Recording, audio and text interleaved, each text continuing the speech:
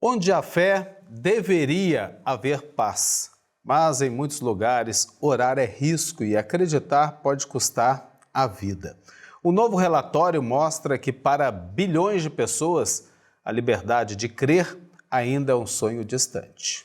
Há lugares no mundo onde o simples ato de orar é um risco, onde o silêncio é imposição.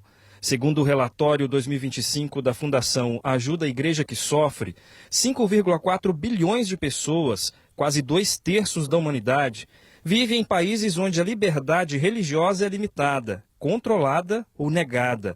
Em 62 nações, expressar a fé pode custar a liberdade e, às vezes, até a vida. A gente é muito cuidadoso com as fontes, muito cuidadoso com as quantidades. É um relatório, sobretudo, qualitativo, não quantitativo. Há alguns números sim, mas a ideia não é indicar 1, 2 ou 3 incidentes ali, mas mostrar as estratégias locais, as políticas presentes, as violações que existem, quem são os grupos mais atacados, quem são os agentes, os autores dessa violência de fundo religioso, e sempre com experts na região. O estudo apresentado na PUC de São Paulo mostra que a perseguição não tem uma só cara. Ela aparece nas leis, nas telas de vigilância, nas redes sociais censuradas. Em 31 países, o direito de acreditar não é garantido por lei. Em outros 50, ela existe, apenas no papel. Mas entre os números frios, ainda há vozes que resistem. Eu acho que as duas coisas estão atreladas, não tem uma primeiro e outra depois, certo? Porque se eu quero o direito de professar a minha, eu tenho que respeitar o direito do outro a professar dele. Então não tem primeiro e segundo, os dois estão juntos. Se não estiverem alinhados, nada acontece. Católicos, umbandistas, muçulmanos e evangélicos se encontraram em um mesmo espaço para dar voz e lembrar que a liberdade de crença é também liberdade de ser e que o respeito está ligado à fé e na atitude de se colocar no lugar do outro. A falta da liberdade religiosa é um problema social, então, e é feito ao ser humano em geral. Então pode ser um fruto, né, dessa falta da empatia e também falta de conhecimento. Muitas vezes as pessoas não conhecem, né? Então por isso a falta de conhecimento gera medo nas pessoas. Por isso que pode ser sim que a falta da empatia pode resultar a falta de liberdade religiosa. Cada página do relatório revela números e estatísticas. Por trás de todos esses dados, existem milhares de rostos. 24 países vivem sob perseguição e outros 38 enfrentam discriminação. Mesmo assim, todos os dias existem aqueles que escolhem recomeçar. Recomeçar com fé. Defender liberdade de crença é fundamental para a promoção da dignidade das pessoas. Não é possível nós assegurarmos a dignidade, que, aliás, no Brasil é um fundamento da Constituição Federal. Se nós não lhes assegurarmos o direito de escolher, professar e se organizar em torno da fé que escolheram. Então eu considero a defesa da liberdade religiosa um elemento que fundamenta o Estado brasileiro e as democracias ao redor do mundo. Representantes de instituições centenárias reconhecem que defender a liberdade religiosa não é uma pauta de fé, mas da humanidade. Durante o evento, o cardeal Odilo Scherer lembrou que o respeito à crença ou a ausência dela é uma das bases da convivência democrática.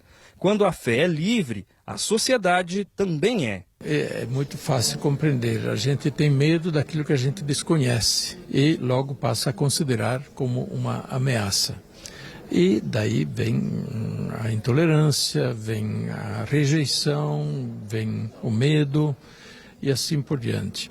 Então, na questão da liberdade religiosa, é importante promover a aproximação para um conhecimento recíproco. Não se trata de um assumir a fé do outro.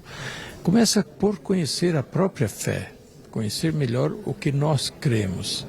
E, como diz o Concílio Vaticano II, no documento Nostra Aetate, vamos descobrir que temos muito em comum e sobre o que nós podemos não só conviver, mas podemos também trabalhar em conjunto para o benefício da pessoa humana, da comunidade humana, o crescimento da justiça, da paz na comunidade humana como um todo. Então, o conhecimento recíproco só se faz na medida em que a gente lança pontes em vez de levantar muros, né? E tem a coragem de abrir a porta ao outro para conhecê-lo, ouvi-lo e interagir com o outro de fé diferente, de convicções diferentes, e veremos que, apesar das convicções diferentes, temos muito em comum. O relatório da ACN é um alerta e um convite, um chamado à consciência, solidariedade e à convivência. Porque quando alguém é impedido de acreditar, o mundo inteiro perde um pouco da sua voz. Nós seguimos aqui no TJ Aparecida falando justamente sobre esse projeto de resolução que cria a bancada cristã na Câmara dos Deputados. Mas quem vai nos ajudar a entender melhor e avaliar também esse tema é o advogado, professor e analista político do Grupo de Análise de Conjuntura Social da Conferência Nacional dos Bispos do Brasil, Melilo, que já está aqui conosco. Oi, Melilo, seja bem-vindo, uma boa tarde para você. Muito boa tarde, uma alegria estar com vocês. Melilo, já aproveito para te perguntar o que muda com a possível criação dessa bancada cristã na Câmara? Que poder ela tem?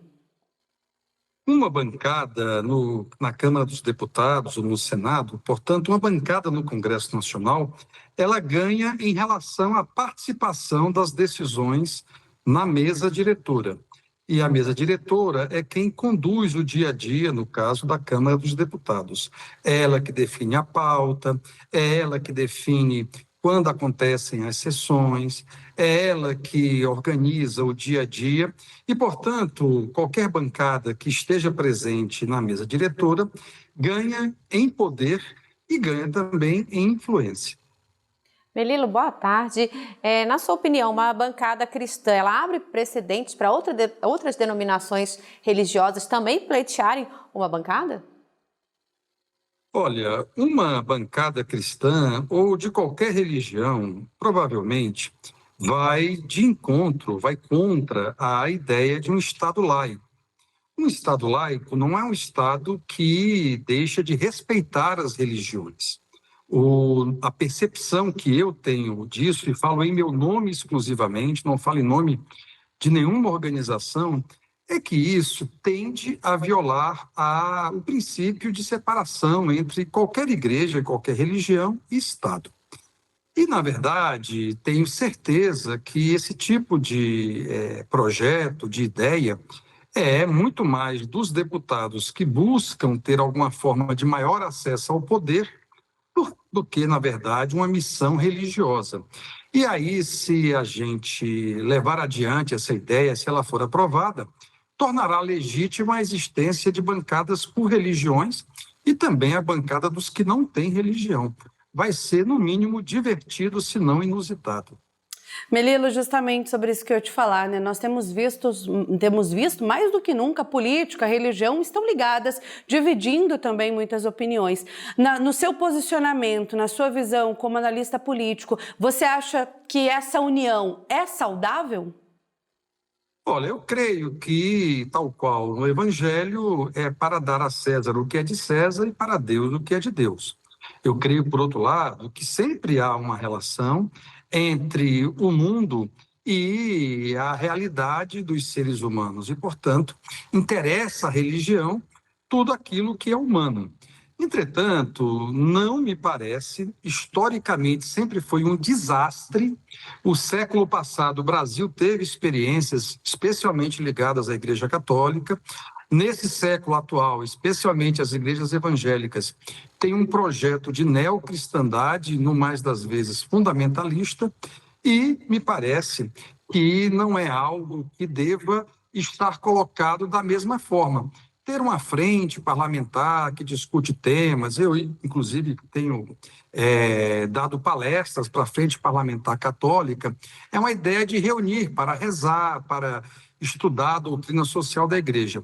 Quando isso vira esfera de poder, fica muito arriscoso, e como eu dizia antes, ainda abre oportunidade de todas as religiões e as não religiões vai ter uma bancada ateia do pessoal que não tem religião. Isso vai perdendo o sentido da presença, especialmente no parlamento.